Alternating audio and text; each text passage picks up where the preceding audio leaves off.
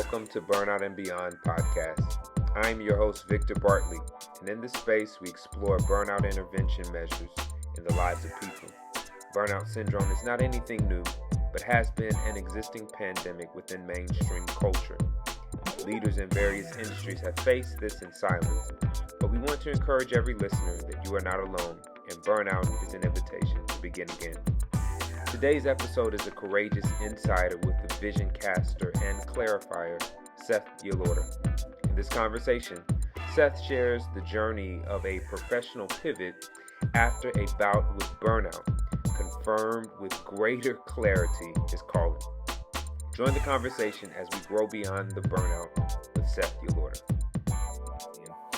Hey, what's going on? It's Victor Bartley, your host again, and welcome to another episode of Burnout and Beyond. I am pleased today to have as our guest, Seth Yelorda. Seth, welcome to the space, man. Man, thank you, brother. Glad to be here. For sure. Absolutely, man. We haven't met officially, but we've been able to cross paths in the virtual space, so to speak. And, the work that you're doing in leadership really caught my eye and has been really deeply appreciated. I know not just by myself, but by others as well, man. And so I'm grateful to have you in the space today, man. Yo, man, I'm honored to be here. I count it a privilege to be able to just have great conversations with great people who are trying to, add value, give to the community. And so podcasts, interviews, all the above, man, it's just an honor. And so thank you for having me. Oh, man, most definitely. Man, for our audience, would you tell us who you are and what you do? Yeah, so name is Seth Yelorda. I reside here in Southern California. I have been a pastor within the Seventh-day Adventist Church for 15 years. Started my ministry in Mississippi, where I had 3 churches. Then spent some time in Tennessee, and then I relocated here to Southern Cal around 2012. I came out here and have been here ever since. Most recently, I have transitioned from pastoral ministry to more independent ministry, where I'm providing a lot of consulting services and leadership development, strategic planning for organizations and individuals. And so I'm really enjoying this space that I'm in now. And, my heart's passion is to try to help people discover God's vision for their life. I believe God has placed me on earth to help leaders discover what their kingdom contribution is, right? There's a lot of leaders, there's a lot of individuals out there who don't fully understand that they themselves are leaders. And so number one, I want you to have that level of leader identity. I want you to embrace that as an individual, that even if you may not be at the top of the food chain in your organization, you may not be at the top of the totem pole, but you are still a leader. Right. If you have a family, if you have a following on social media, if you have friends, community, in many respects, you're a leader. And so I want to help individuals understand who they are as God created them. And then I want them to understand that God has given them a vision. There's something that God wants you to do. And so I love partnering with men, women, young people to try to help them craft the vision for their life. And if you're in an organization and in a leadership position within an organization, I also love coming alongside of you and helping your team discover what is our grand vision? What problem are we here to solve? How can we better structure ourselves? How can we better position ourselves so that we can really try to move the needle in people's lives, regardless of the industry? It doesn't just have to be faith-based. It could be healthcare, academic, small businesses, medium-sized businesses. I really want to help companies and organizations live up to their full potential.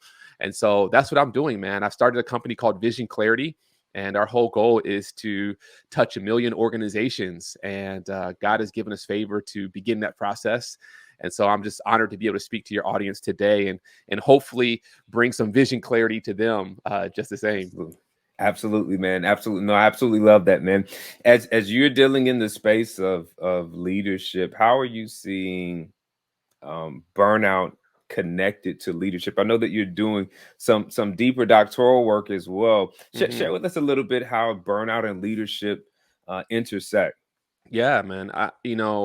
If you are a leader, and not even just a leader, but if you're an individual who has multiple responsibilities, you have a family, you have a job, you have possibly kids, right? No matter what stage or season of life they're in, whether they're newborns or they're teenagers or they're about to leave the house. Burnout is something that I think is always knocking on all of our doors, especially in this day Mm-hmm. and age that we live in, where there is this constant pressure to perform, constant pressure to grind, to go to the next level.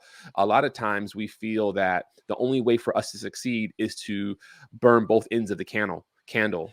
And while that might have short-term results, that has a long-term negative effect.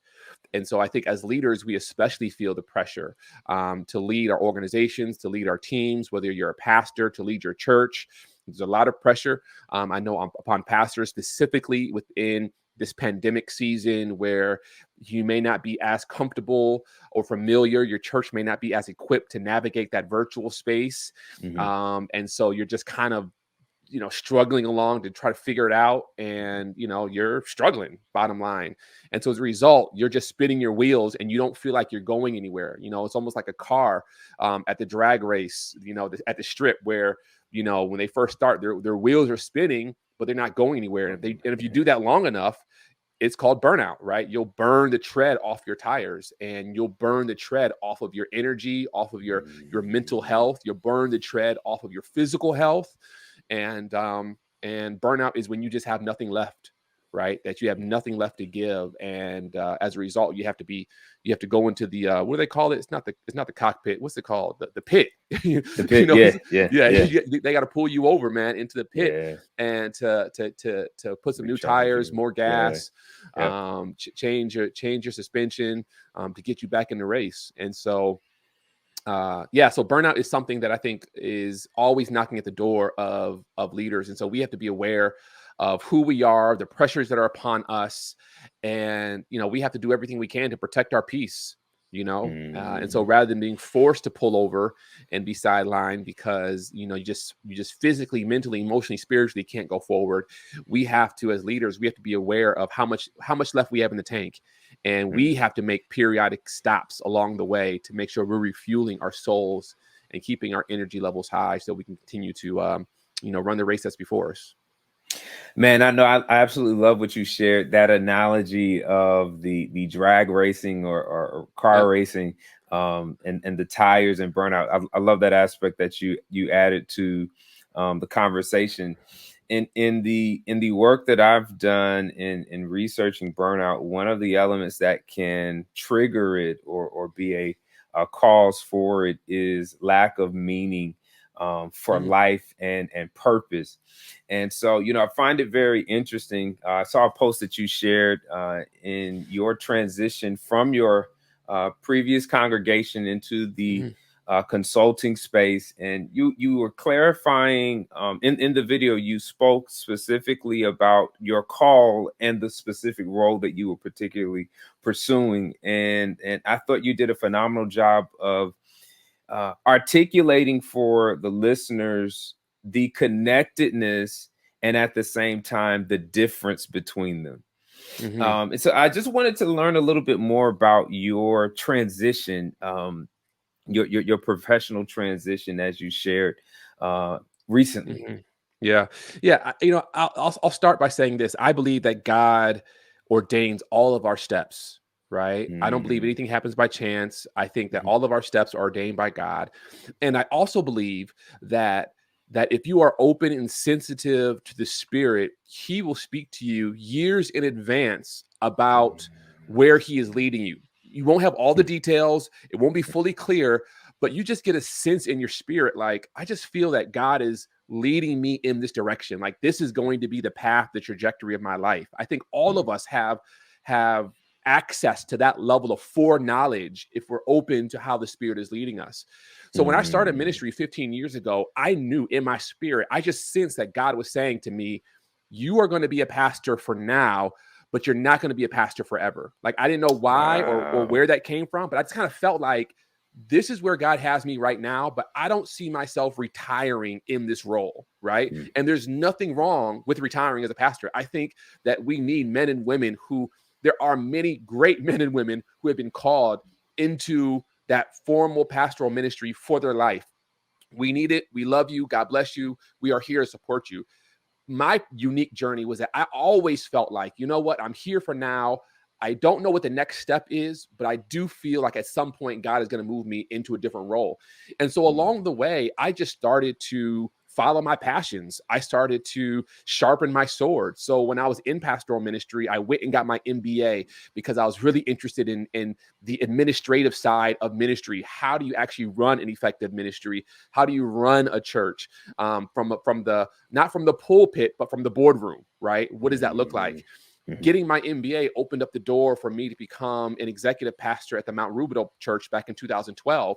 And so I was there at Mount Rubidoux and in Southern California, in Riverside. And as I started to serve as the administrative executive pastor, I started to understand that you can have all the spreadsheets and you can have all your org charts and everything in place. But if the culture of your church is not healthy, then you know what Peter Drucker says, culture eats strategy for breakfast. Right? So I started, when I was at Mount Rubidoux, I started saying, you know what, how do you actually change the culture of a church? Like, how do you change it? It's not just preaching, because we have some dynamic preachers who are preaching their heart out every single Saturday, every single Sunday morning. But for whatever reason, the culture of the church is not changing. And so I said, you know what, I really want to study this thing. So I went back to school. I enrolled in a PhD program at Claremont to study organizational psychology, which really focuses on organizational behavior, organizational culture, team building, employee well-being, employee engagement, all of that. And so I started studying organizational culture to better understand how do you actually change and manipulate and engineer a culture to transform it from toxic to healthy. And so then along the way, I just started to feel like my passion in this area was growing, right? I'm just following the breadcrumbs, the bread trail that God has laid out before me, not sure what the end will be. And as I'm following this bread trail, I begin to understand that I really want to help churches, plural, right? Like, I know I've been called to my church right now, but I really feel like God is calling me to the capital C church to really help equip and train leaders and churches and boards and elders so that they can best structure their church and lead their church and administer to their church in a way that will bring about organizational health and spiritual impact in the community. And so I started doing that, right? I started first with all my friends. I said, listen, you got to bring me in. I'm not even going to charge you, or I'm only charge you a little bit. And I started going to my friends' churches and implementing, some of the things that I was learning. And over time, I developed a system. I developed a framework. I developed an approach that I was able to codify and to build upon. And as I just continued to sharpen that sword, more and more opportunities started opening up for me, to the point where I began to feel like probably about 3-4 years ago, I said, no, longer than that, maybe 5 years ago, I started to really feel like God was putting in my heart a desire to start my own company and to do it full time. Right. And so I started just following the crumbs, I laid the foundation, got my LLC, started formalizing my offerings, my website, what I offer people. And I wasn't sure when, but I knew at some point I was going to make that transition, right? At the same time, as my passion was growing in this area, I also began to recognize something was changing inside of me as it related to my role as the senior pastor of the church. And I started to realize that this senior pastor role, it's something that I can do, but it's not my greatest contribution to the church, right? And so in that kind of discovery, I began to realize that my great contribution is to come alongside of churches and pastors, not be a pastor of a church, right? And so it's in that I started to really think about, okay, what's my exit strategy? How am I going to make that plan? COVID hit. When COVID hit, I doubled down into pastoral ministry, online preaching every week, running our church. And the middle of last year, 2021, I experienced what we're talking about, burnout, right? And I was like, yo, I'm tired. Like, I'm in a PhD program. I'm trying to pastor my church. I'm trying to run a side business. I got 3 young kids. Yo, I'm tired. And I took, you feel me? So I took a sabbatical. I do. Yeah, man. I took a sabbatical in, July of 2021, 3 months off. And when I came back out of the sabbatical, first Sabbath of October, I realized it's time.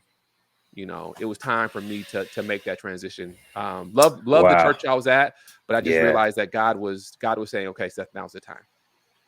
Yeah. Man, no, I appreciate the background and the context to the video that you shared at the end of around the Christmas season of 2021.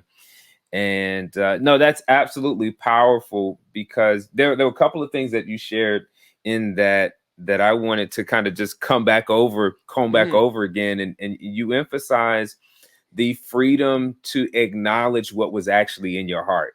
Mm-hmm. Like, that's something that's extremely simple, but so many times I think Oscar Wilde says that most people are other people. Like, we haven't freed ourselves to think for ourselves, to Mm-hmm. feel our emotions, to feel what our passions are, to feel our Yeah. interests, to explore these things.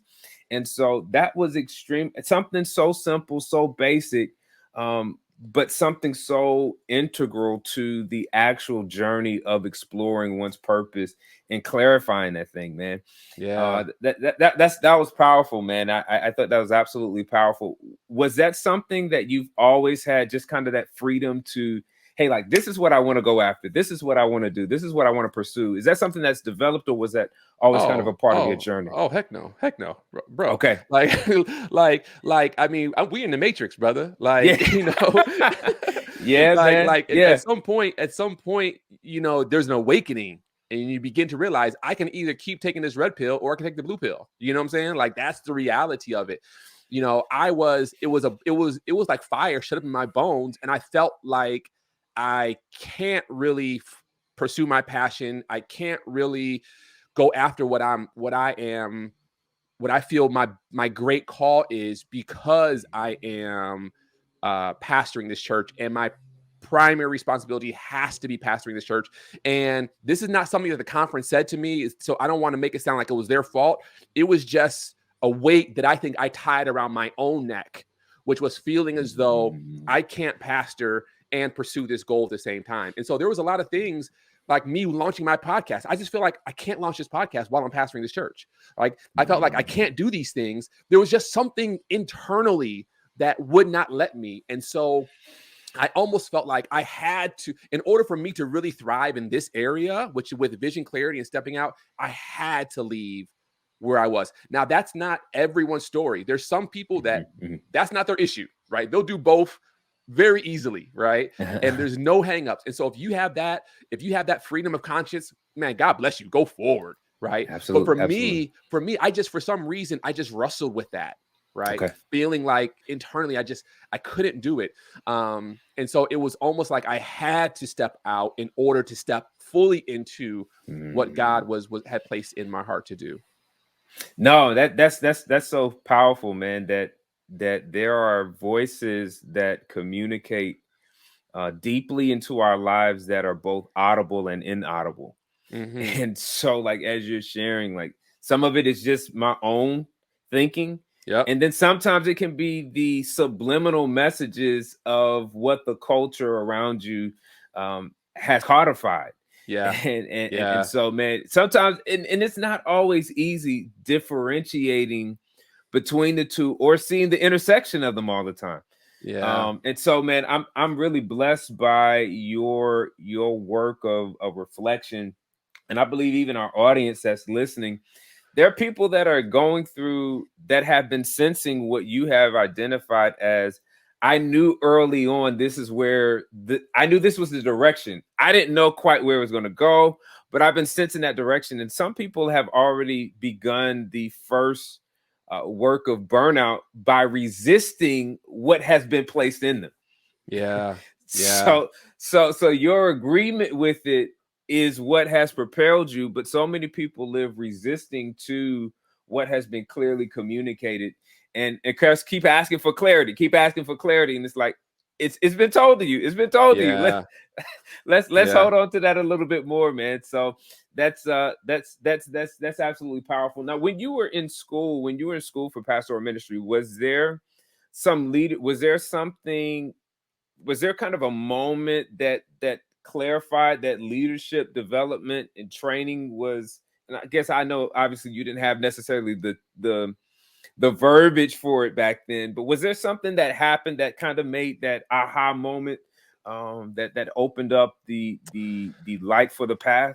Honestly, no, not while I was in school. It wasn't until Okay. my first district. I started pastoring in Mississippi, and within the first couple of years being there, I had applied for a family life and therapy program in the city where one of my churches was. I applied for the program. I got accepted the program. Mhm. The program was supposed to start like the next day, and just in my spirit, I was just like, I don't know if this is it. Like, I just felt like I don't think family therapy Mm. and like that is my space. And so I just even though I was accepted, and everything, I was ready to show up to class the next day. I just emailed the director. I was like, hey, I'm resigning, pulling my name out because I felt like this is not my space. And at the time, I didn't know what my space was, right? I was still trying to figure it out, but I kind of knew, okay, it's not family therapy, right? And it wasn't until I transitioned to my next church, which is in Chattanooga, where I started to understand more about my own heart, my own gifting, being around administration and leadership. And I started to sense like, man, I really want to better understand this leadership thing, right? I want to understand this administration thing. It was a larger church, Mhm. and I knew that I had to do some things differently in this church that I had did in my last church. And I just wasn't sure how to maneuver and lead the church administratively. And it was an area that really just piqued my interest. And so that's when so it was in school that I started to pursue that area. Okay. Okay. Sorry, it Okay. was at the church that I started At to the pursue church in that. Chattanooga. Yeah, at the church that Okay. I started to pursue that area. Yeah. Okay. Okay. Okay. No, that's awesome. That's awesome. That's awesome. And again, as our listeners are listening to you share, I think it's extremely powerful. Again, just that reflection of that you had to do, and taking the time to put those pieces together in such a articulate way. Let me ask as well. You mentioned about your own development and your growth along this journey. Um, you said in 2021, kind of, you hit that wall, and you expressed that you went through the burnout. It's like, I need a sabbatical, I need time off. And I thought it was powerful that it was out of the burnout experience that you were of sorts sensing the need to pivot at this point. Mm-hmm. Can you talk about, can you share a little bit more about just how you, for lack of better terms, interpreted the burnout experience as an invitation to pivot? Oh, I don't know if I would even. That sounds so intentional and so deliberate. Like, I think I just kind of was fumbling and bumbling my way into this thing, right? Like, I knew that I was tired and that I needed some time, right? Mhm, And mhm, so the sabbatical was at the time the only available um option for me. And I mhm. want to just, really thank the leadership of the conference I was with, because they make sabbaticals, I'm not going to go so far to say they make them mandatory, but they make them easily accessible to their I love that. pastors, I right? love So that. literally, Yeah. I can call my ministerial director on day one and say, hey, I need sabbatical. If I submit my paperwork that week, I can be on sabbatical in like 3 weeks. You know what I'm saying? Like, Mm, it's that quick that you can actually engage. And if you're in a conference setting and sabbatical is not the norm, I want to encourage you to, speak up if you need one. I believe it should be, policy within the NAD. If you're an Adventist pastor, it should be policy. And so I want to encourage you to fight for your time of rest if you meet the qualifications, and it's something that you can take advantage of. Yeah. So absolutely. I knew I needed some rest, and so I decided to take it. And even during the sabbatical, in my mind was not thinking, okay, when this is over, I'm going to pivot. Like, it wasn't until that first Sabbath after the sabbatical, right? That when I came back, that Mm. it was like, I am standing at the church about to preach my first sermon off of sabbatical, and I'm thinking to myself, this ain't it.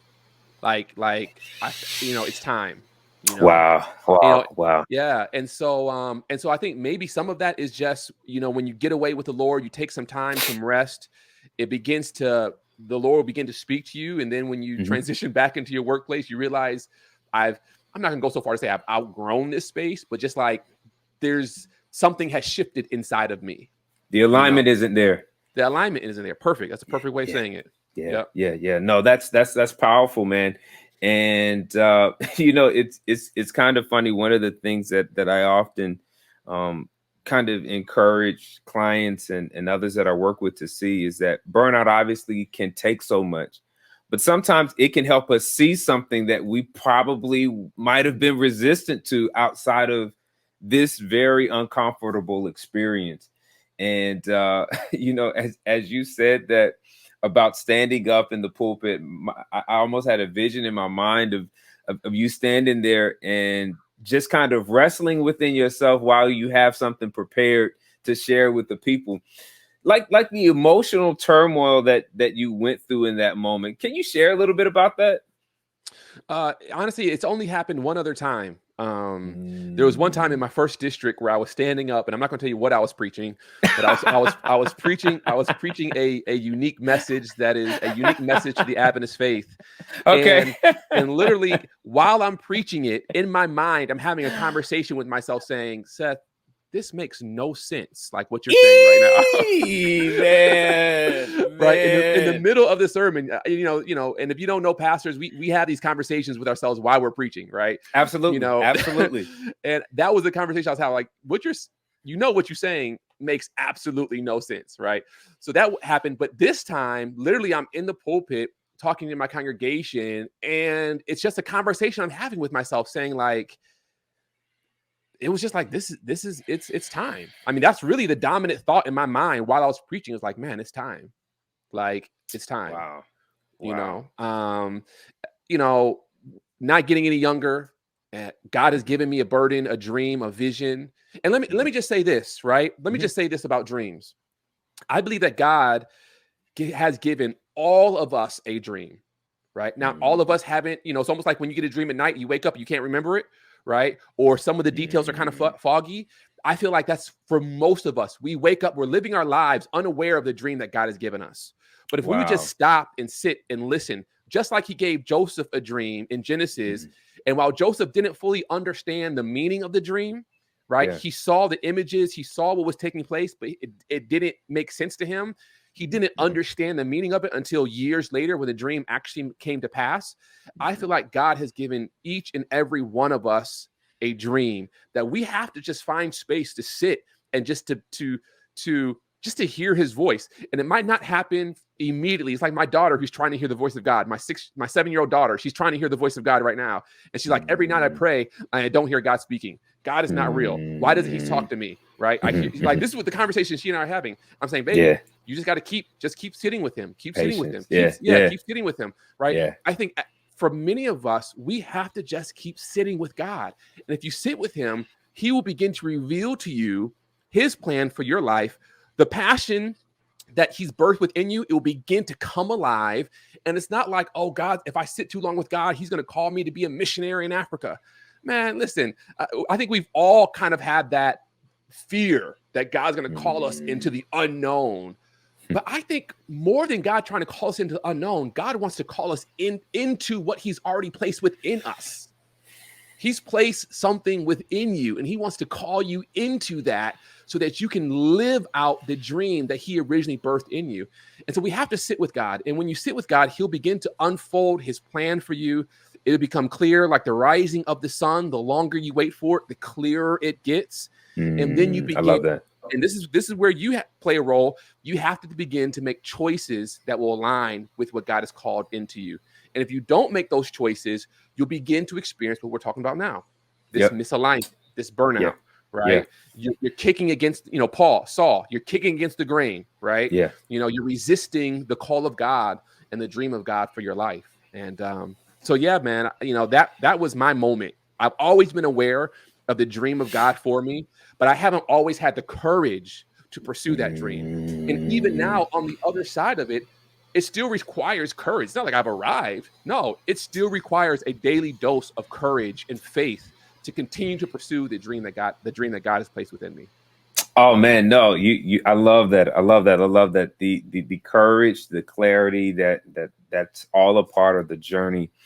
that you are experiencing in the path of the calling that God has placed on your life, man. There are others that are listening, that are hearing your courage, that are hearing the clarity that you have, and that are also, maybe they aren't as far along as you are on the pivot that you are on the other side of now. But maybe they are, a little further back and saying like, hey, I've been sensing what the direction I need to go and I've been resistant to it, or I'm at the place now where I need to start change, or I need to make a move that I am not comfortable making. What would you share with them? What's the advice? What's the encouragement that you would share with them that are at any of those pivot points in their journey? Man, listen, I'm going to give you what someone gave me when I made this decision. You have to understand who you are, right? You fundamentally have to understand. When you understand who you are, then you will understand that you will experience more than you're currently experiencing. When you understand who you are, you will have more than what you currently have. When you fully understand who you are at your core, your identity, like doing anything else becomes like just unacceptable. It becomes like an oxymoron. Like, why are you living your way, like your life like that? And so to a large part, and let me just, don't want to preach to you, but I just want to take you back. In Genesis in chapter 2, when God created Adam and Eve, Genesis 1-2, when God created Adam and Eve, one of the things he gave Adam and Eve was dominion. He was like, I'm giving you dominion over the land, the fish, the sea, the animals, over the plants, right? And he said to them, I want you to go and tend and care for it and take care of it. That was a part of God's original design for our foreparents, right? You have dominion. And I believe that is still God's original design for us, that we have to understand that dominion is a part of who God created us to be, that we are to be the head, right? And I'm not talking about prosperity theology. I'm talking about that in your life, you are to have control of your life, right? And so many of us, we fear that being in control. And so we surrender our control to organizations, right? We surrender our control to other entities, right? And we trade in our dominion for a steady check. We trade in our dominion for benefits. We trade in our dominion for that 401k. And I believe that God's saying, listen, all of those things will come to you if you fully understand that I've placed you in the seat of dominion, right? And so for me, I had to understand that I would rather work, 40 hours, 50 hours, 60 hours for myself than 40 hours, 50 hours for someone else, right? Because ultimately, I realize I am still a minister. Like, I'm still a man of God, right? I'm still going to do the work. It's just in a different vein, a different area, a different type of ministry. And so I think when you fully understand that, man, that God has given you dominion, that and I'm stepping into my identity as a child of God. I'm walking in the favor and the promise of God that he will be with me, that, I won't be forsaken. I won't be begging bread. When you step into the promise of God, that, he will provide all of our needs, that my next days will be greater than my former days. The latter will be greater than the former. Like, when you really believe that, right, then doing anything other than the thing that God has put in your heart becomes like crazy. Now, I think for some of us, and don't get me wrong, for a lot of us, I think working within a structured organization, like, that's where God wants us. And you can still manifest and live a life of dominion within an organization. Absolutely. If it's in alignment with who God has called you to be. Absolutely. Right? But if it's not in alignment with who God has called you to be, right, or where God has called you to be, then don't trade in your identity, man, for something else. Let me tell you what a former conference president told me when I first started. He said to me, Seth, be careful. And this is a conference president now, right? He said, Seth, be careful, because this work for the church, it will teach eagles how to balk like chickens. Right? This is what he said. He said, you start off, you come out the seminary and you have all these great ideas, these great plans. You want to change the world. But then you say to yourself, well, let me wait till I get ordained. Right? And I don't want to ruffle any feathers. I don't want to step out there. I don't want to be too radical. Let me wait till I get ordained. And so you finally get ordained, right? Talking to my Adventist brother and sisters. You finally get ordained, and then the very next thing is, well, let me wait till I get that next church, that big church, right?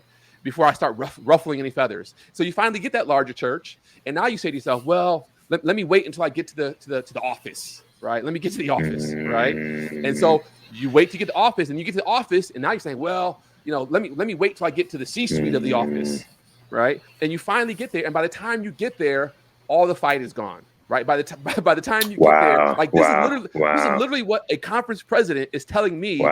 My first 2-3 years of ministry, and he was just like, don't let anyone, institution, church, any other organization, don't let anyone clip your wings.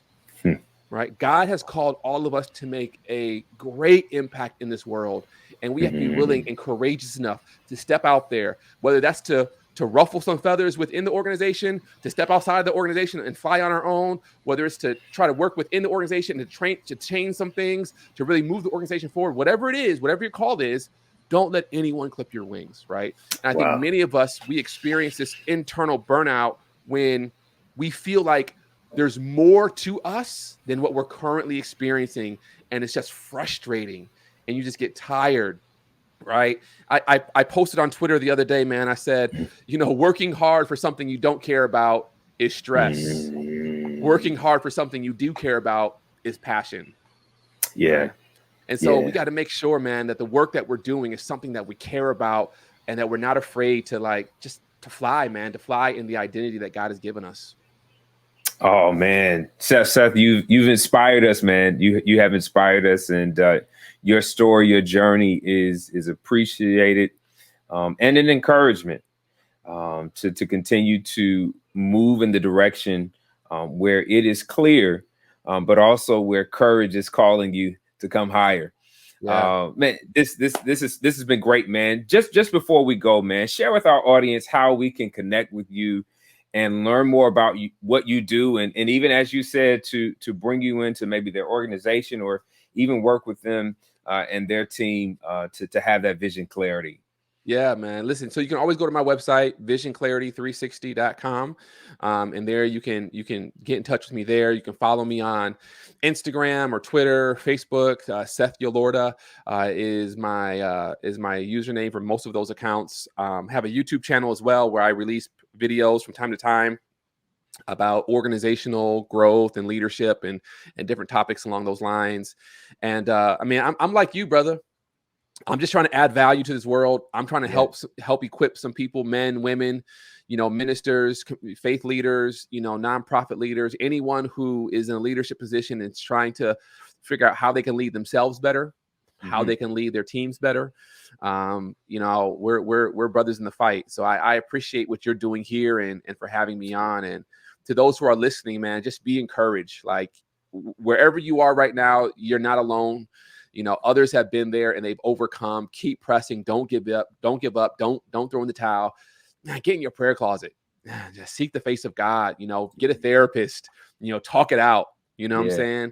If you're married, talk to your spouse. If you're not married, bend the ear of one of your good friends and just talk with them and journal. There's so many things that you can do. Just start journaling and writing out what you feel your passions and your gifts are. And let God reveal it to you, and He will. Promise, He will. If He doesn't, let me know, and I'll go to Him on your behalf. Yes, sir, man. No, it has been an absolute joy to have you here in the space, man. And as you all heard Seth say, you're not alone. You're not alone. And as I always encourage you, that burnout is an invitation to begin again. Thank you so much for being on. Peace out. Mr. Yelorda gave us so much to think about. Seth Yelorda magnified the impact that his own awakening had in exploring what walking in purpose meant for him. This ability to know his calling didn't happen overnight, but took some time to figure out. As you continue or begin your own awakening, here are a few questions to consider. Are you in alignment with your life calling? Do you validate your thoughts, desires, and interests around your calling? What difficult emotions surface when you validate these passions? Literary legend Mark Twain once said, "The most important days in your life are the day you are born and the day you find out why. This awakening to your why is the beginning of living. I want to thank you for joining us this episode of Burnout and Beyond. To see previous episodes, visit the podcast page on victorspeakslife.org. If you or your organization want to grow beyond burnout, share your information by clicking the Book Victor icon. And until next time, live well.